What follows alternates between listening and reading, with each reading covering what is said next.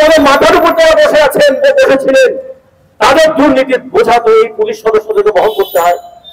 আমরা যেমন জনগণ এই দুর্নীতির বোঝা বহন করি, আমাদের সাধারণ যারা দেশের কর্মচারী তারাও একই বোঝা বহন করে। তাহলে আজকে আমরা এখানে বলতে চাই, এই সমস্ত দুর্নীতিবাজদের দৃষ্টান্তমূলক শাস্তি যেমন হওয়া দরকার, দুর্নীতির করে যে সম্পদ তারা তৈরি করেছে সেই সম্পদ বাজেয়াপ্ত করে সেই সম্পদ জনগণের কাজে ব্যবহার করা দরকার। সামনে বাজেট আসবে, প্রতি বছর বাংলাদেশ থেকে $7 বিলিয়ন নাকি পাচার হয়ে যায়। আমরা এখানে হিসেব দিয়ে রেখেছিলাম, ওই পুলিশ বড়দের আর এই আমাদের র্যাব, আমাদের সেনাবাহিনীর প্রধান আগে বড়দের প্রধান ছিলেন, আর এই পুলিশের প্রধান ইনি আগে র্যাবের প্রধান ছিলেন। তাহলে 4টা প্রতিষ্ঠান, পুলিশ, র্যাব, বড়দের এবং সেনাবাহিনী, এই 4টা সংস্থাকে কাজে লাগিয়ে আমরা যদি টাকা পাচারটাকে ঠেকাতে পারতাম তাহলে কি করতে পারতাম? তাহলে বাংলাদেশের কৃষকদেরকে আমরা বিনামূল্যে সার দিতে পারতাম। 10,000 কোটি টাকা যদি কৃষিতে বরাদ্দ বাড়াতাম, বাংলাদেশের ক্লাস 1 থেকে মাস্টার ডিগ্রি পর্যন্ত প্রত্যেক ছাত্রকে বিনামূল্যে পড়াতে পারতাম, শিক্ষাক্ষেত্রে যদি আর 10,000 কোটি টাকা বাড়াতে পারতাম। আমাদের বাংলাদেশের হাসপাতালগুলো নিজেরাই এখন হচ্ছে, সে হাসপাতালগুলোতে বিনা পয়সায় চিকিৎসা করা যেত যদি চিকিৎসা ক্ষেত্রে আর 10,000 কোটি টাকা বরাদ্দ করা যেত। আর বাংলাদেশের যে বৃদ্ধ মানুষ, 1.5 কোটি বৃদ্ধ মানুষ, অসহায় বৃদ্ধ মানুষ, তাদের জন্য একটা নিরাপদ জীবনের ব্যবস্থা করতে পারতাম যদি আর 10,000 কোটি টাকা আমি বরাদ্দ করতে পারতাম। তাহলে গেল 40,000 কোটি টাকা।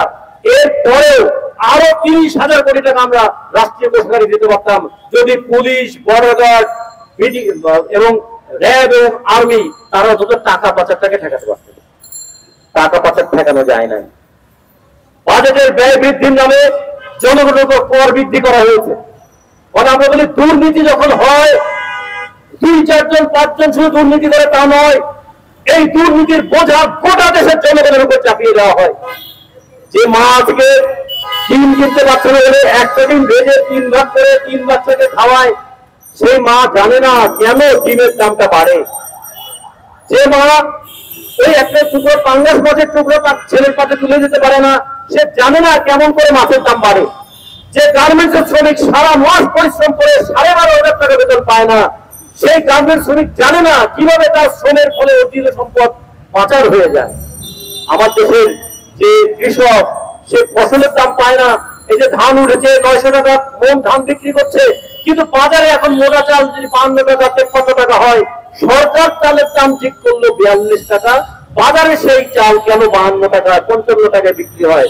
সেই হিসাব যে কৃষক জানে না। যে কৃষক এই প্রচন্ডে যখন 42, 43 এমনকি 45 ডিগ্রি সেন্টিগ্রেড তাপমাত্রাও সে যখন ধান কাটে, সেই কৃষক জানে না সে তার খামের দাম পাবে কিনা। সেই কৃষক কেমন করে বুঝবে দুর্নীতির সমস্ত বোঝা তার উপরে সে চেপে বসেছে? বাজারে 1 কাপ চা খেতে গেলে তাকে ট্যাক্স দিতে হবে, তাকে যদি একটা শাড়ি লুঙ্গি কিনতে হয় তাকে ট্যাক্স দিতে হবে, এমনকি একজোড়া পায়ের স্যান্ডেল কিনতে গেলে ট্যাক্স দিতে হবে, মোবাইলে কথা বলতে গেলে প্রতি 100 টাকায় 32 টাকা তাকে ট্যাক্স দিতে হবে। তাহলে যে কৃষক, যে শ্রমিক, যে রিক্সা চালক জানে না যে তার দুর্দশার কারণ কি, তার ঘরের উপরে ট্যাক্সের বোঝা চাপানো হচ্ছে কেন? ওই দুর্নীতিবাজদেরকে পুষবার জন্য। এই সম্পদ তো আইন মানলেই বাজেয়াপ্ত করা উচিত, এবং এই সম্পদ বাজেয়াপ্ত করে সেই টাকা রাষ্ট্রীয় কোষাগারে ফিরিয়ে আনা, বিনামূল্যে শিক্ষা, স্বাস্থ্যের ব্যবস্থা করা, কৃষিতে বরাদ্দ বাড়ানো, শ্রমিকদের জন্য আবাসনের ব্যবস্থা করা, বয়স্ক শ্রমিকদের জন্য পেনশন এবং তাদের জন্য রেশনের ব্যবস্থা করা, এই দাবিতে আমরা লড়াই করছি। তাহলে একদিকে দুর্নীতিবাজদের বিরুদ্ধে লড়াই, আর একদিকে অধিকারের জন্য লড়াই। অধিকার রক্ষা করার জন্য দুর্নীতিবাজদের রুখে দাঁড়াতে হবে। আমরা দুর্নীতিবাজদেরকে রুখে দাঁড়ানোর মধ্য দিয়ে আমাদের অধিকারকে প্রতিষ্ঠা করবো।